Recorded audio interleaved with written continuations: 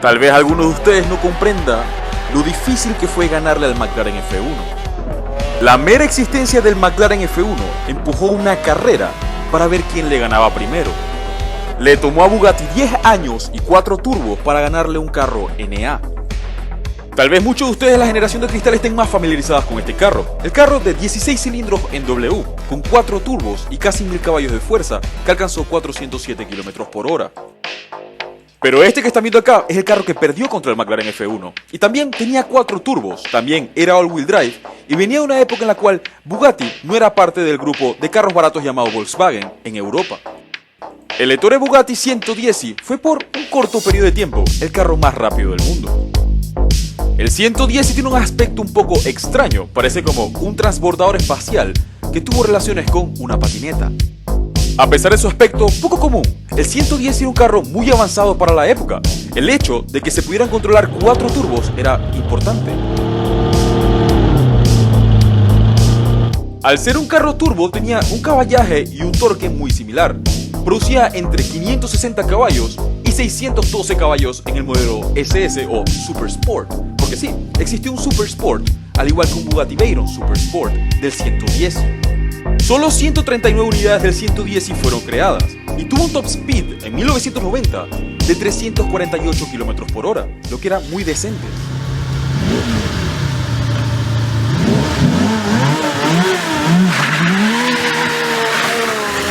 Y lo más importante es que este carro era manual. El carro que le quitó el título al 110 era un carro de una empresa que es reconocida por no tener carros tan fiables. En este caso, el Jaguar XJ220 en 1992.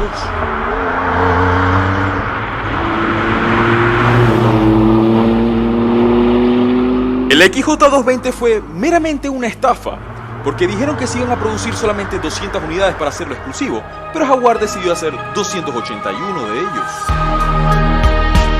281 carros que en verdad fallaron en lograr su propósito, porque Jaguar pretendía llegar a los 370 km/h, pero en verdad llegaron a 367, y esto con el modelo XJ220S.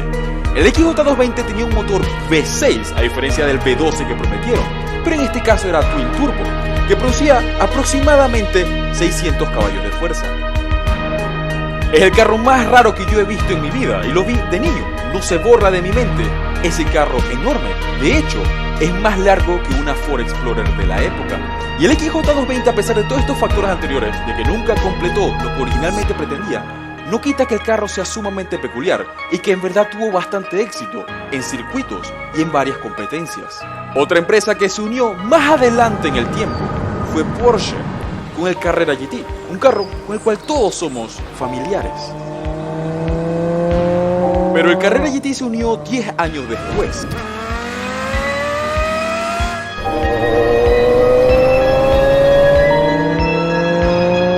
Solo se los pongo de referencia para que vean lo difícil que era meterse en esta carrera.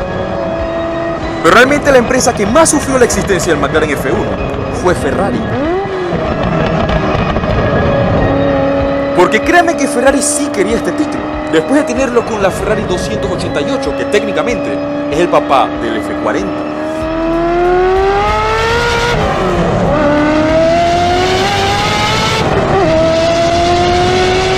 El F40 tal vez sea el más viejo de esta lista, pero tal vez el más importante.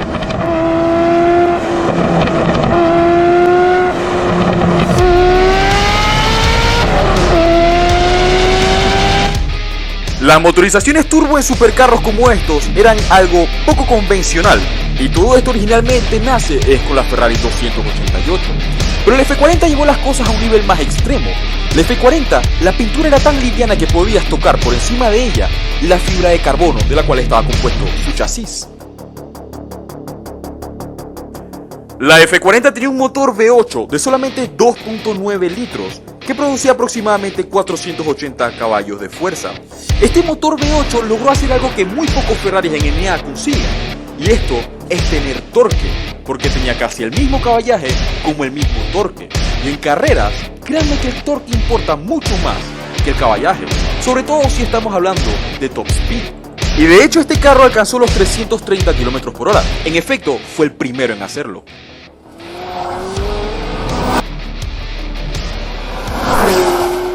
Pero el F40, el Enzo y el F50 se unieron al selecto grupo de perdedores contra el McLaren F1. Esto se debe a que el McLaren F1 estaba en otra liga. Empezando por el hecho de que el McLaren F1 tenía un motor común y corriente de BMW y que no tenía ningún turbo.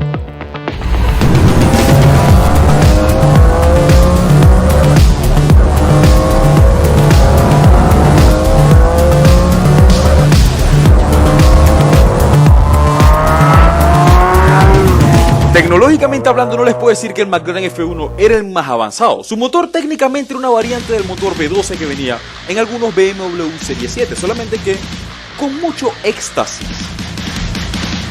El McLaren F1 cambió tanto las cosas que se tuvieron que cambiar leyes para poder posicionar el asiento en el medio, de tal manera que pudiese ser vendido al público. Compartimentos del motor fueron recubiertos con oro para poder disipar el calor que producía el motor. Y este motor producía aproximadamente 650 caballos de fuerza a puro pulmón, a diferencia de su competencia, que tenían 2 y 4 turbos.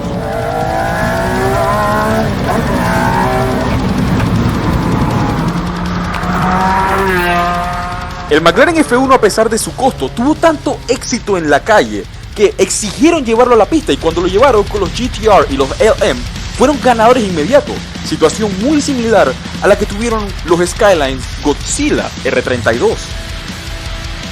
Este carro simboliza lo que era la visión de Gordon Murray en cuanto a la aerodinámica y el peso, versus lo que vendría siendo la potencia que generaba el motor común y corriente de un BMW en un chasis extremadamente rígido y capaz, que creó un legado que duró aproximadamente 10 años y logró que el grupo Volkswagen comprara Bugatti para 10 años después poder ganarlo.